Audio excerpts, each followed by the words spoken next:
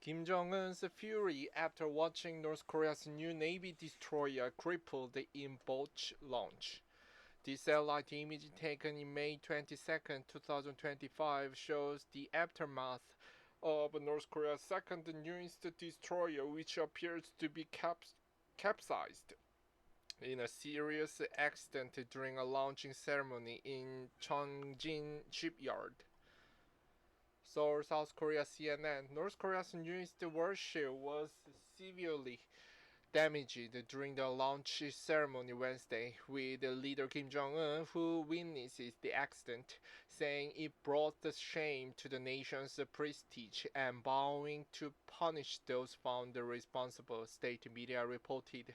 In a rare admission of failure, the official Korean Central News Agency called the KCNA said in a malfunction in the launch mechanism caused the stern of the as yet unnamed 5,000-ton destroyer to slide prematurely into the water, crushing parts of the hull and leaving the bow stranded on the shipway.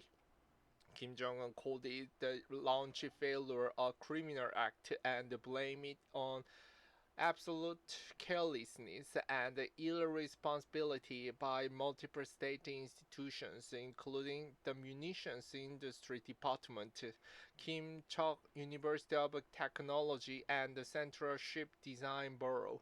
Satellite imagery shows the vessel lying on each side, the stern in the water and the bow still on land. State media did not immediately release the images of the accident. Naval analysts said the damage incurred by the vessel in such a launch malfunction could be catastrophic.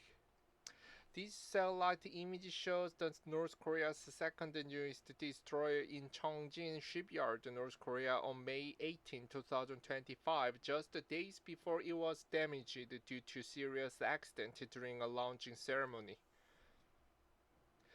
If the ship does not move together, the stresses will tear the hull apart. Sir Marco Giuliano, a professor at Campbell University in North Carolina and a maritime expert, told CNN.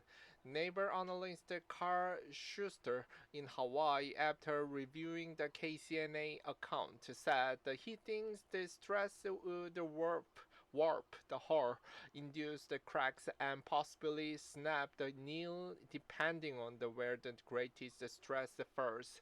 The launch fail marks the setback of what analysts have viewed as North Korea's most ambitious naval modernization effort in decades.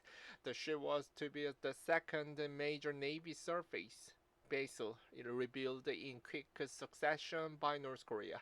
In April, Kim Jong Un unveiled the Cheon, the country's first newly constructed destroyer in decades, and declared his ambition of building more destroyers and various cruisers and frigates.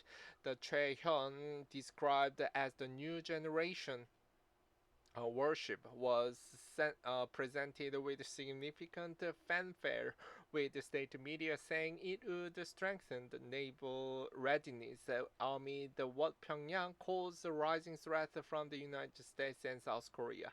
Western defense analysts noted that the Cheon marks the departure from the aging Soviet-era vessels that dominated the Korean People's Navy.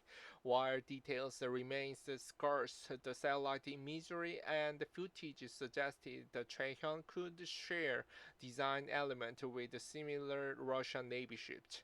South Korea's Joint Chief of Staff, called JCS, spokesperson Lee Sung-jun, said the vessel damaged on Wednesday was thought to be equipped like a Cheon. Wednesday's incident could cast doubt on the country's ability to scale its navy. Kim Jong Un said the damage would be addressed not only through the technical repairs but political accountability. He ordered the destroyer to be restored before the late June plenary session of the ruling Workers' Party, calling the matter one of national honor.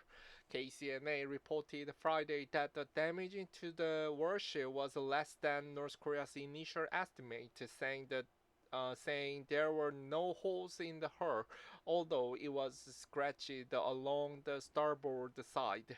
It also said a certain amount of seawater flowed into the stern section. Repairs could take about 10 days, the report said. However, considering the potential degree of damage, analysts said that it would be nearly impossible to meet Kim Jong Un's late June deadline for repairs.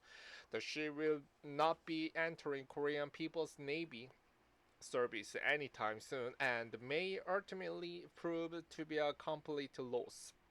Experts from the Centers for Strategic and International Studies wrote in their Beyond the Parallel blog alongside the satellite photos of the floundering vessel. Retired South Korean Admiral Kim Dok-gi told CNN that North Korea appeared to lack the necessary infrastructure, a dry dock to launch a 5,000-ton destroyer, let alone recover and repair it. A dry dock is the basin facility that can be filled with water to float a ship or drain out to build or repair one. Satellite image shows North Korea's second newest destroyer in Cheongjae Shipyard, North Korea, on May 12, 2025, just the days before it was damaged in a serious accident during a launching ceremony. Dry dock is the expensive facility and North Korea probably doesn't have one. It's easy to repair a ship in a dry dock after draining water, but they don't have the facility, the retired admiral said, adding that restoration could take over 4 to 5 months. South Korean lawmaker and defense analyst Yoonjung said rushing the launch of the ship likely lead to the problems counted on Wednesday, and warned hasty repairs could cause more problems down the line. Schuster said repairs, if possible, were more likely to take months rather than weeks.